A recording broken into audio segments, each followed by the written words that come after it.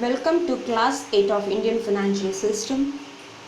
So in the previous classes we have studied regarding the money market or instruments of money market and the participants of money markets.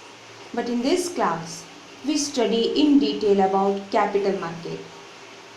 So before going to the word capital markets, so I will ask you one question. So that is, what is capital? So we all know, in simple words, when we say capital, it is a large sum of money which you use to start a business or which you invest in order to make more money. So capital is a part of an amount of money, so that is borrowed or invested, which does not include interest. Okay. So here, capital includes cash and other financial assets held by an individual or a business, and it is the total of all financial resources used to the leverage growth and build a financial stability. So raw materials used in the manufacturing so are not considered as capital here. Okay. So then what are the two types of capital? So there are two types of capital. One we can call it as financial capital and human capital. Okay. Or we can say, what are the three types of capital means? We can also say, so working capital, equity capital, debt capital. Three types of capital. When budgeting, business of all kinds typically focus on these three types of capital. So now, what is this capital market? What are its functions? What are the types of capital market? So we are going to study in detail in this class. So capital market. So capital market, as you can see here, there will be surplus amount. Okay, surplus amount, and this surplus money will be invested or will be channelized through the capital market. For what? For the company needs money, and one side the company is in need of money, and at the other side the people who are saving, they have the surplus.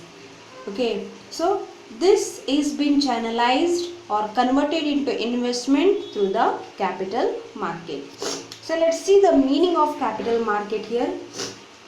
Capital market is a market for the long-term securities that includes both debt and equity. So companies, government can raise long-term funds, so that is more than 1 year through this market. The capital market connects the surplus units with the deficit units. So surplus unit means, so the funds are channelized from those who have excess capital. Excess capital means surplus unit, and those who need it. So those who need it means deficit units. So funds are raised by issuing capital market instruments. So what are these instruments? So such as your stocks and bonds.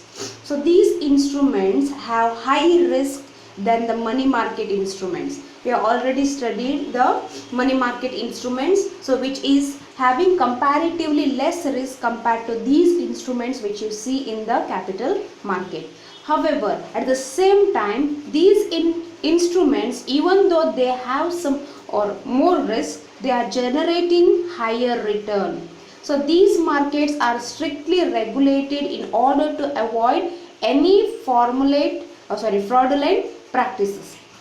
Okay, so who is going to govern it? Who is going to regulate it? So it is nothing but your Security and Exchange Commission is going to see or go through all these things. So they regulate the capital and the securities that are there, or you can say SEBI, Security Exchange Board of India. Okay, so the next is your definition. Definition of capital market.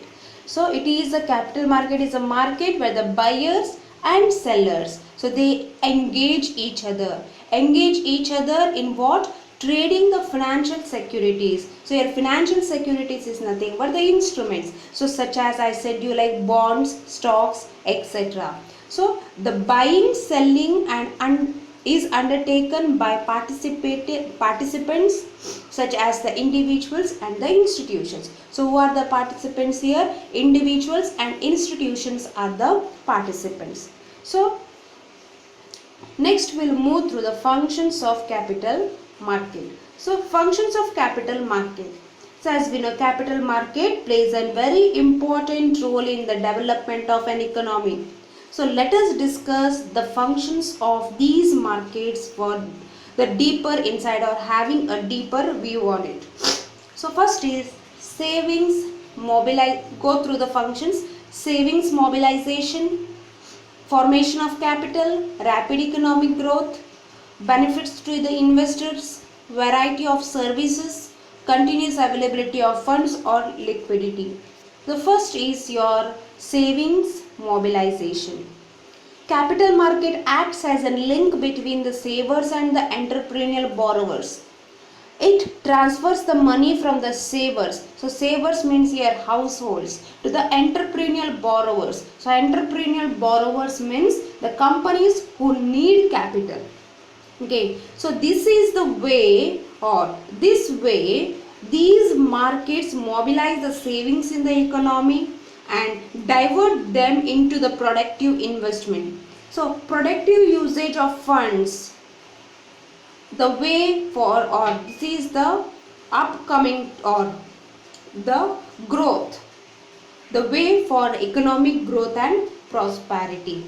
The next is formation of capital.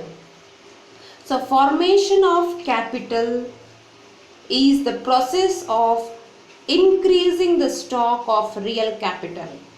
So it includes the criteria, the creation of capital goods like your factories, machineries, tools, equipments and so on.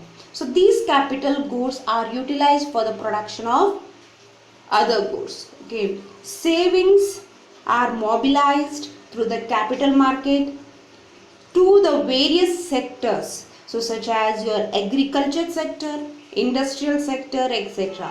So in an optimal manner they do this. So optimal allocation increases the rate of capital formation in an economy. The next we can see the rapid economic growth. So the allocation of capital is done optimally. So for the better utilization of scarce resources. So improvement in capital goods increases the efficiency of labor. So we have superior and technological advanced capital goods. So increases the overall productivity. So this increased productivity will have, we can say that there is economic growth, or it enhances the economic growth. The next is benefits to the investors. So in capital market, investors are provided with the avenue for the long-term investment. Most importantly, investors are offered a wide variety of instruments like your bonds, mutual funds, insurance policies, equities, etc. So these enables the investor to diversify and channelize their savings into the most profitable avenues. To protect investors from any fraudulent activities, this market is strictly regulated. The next is variety of services. So capital market is going to provide you the variety of services such as underwriting service, export finance service, consultancy service, merchant banking, credit rating, etc. So these are the services which are offered to the investors of capital market. The next is liquidity of funds or availability of funds. So in this market, funds are available for long-term investments. So because of organized stock and other exchanges, both security seller and security buyer are readily available in this market. So this makes the capital market a liquid market as the funds are available continuously. Thank you. Types we are going to discuss in the next class.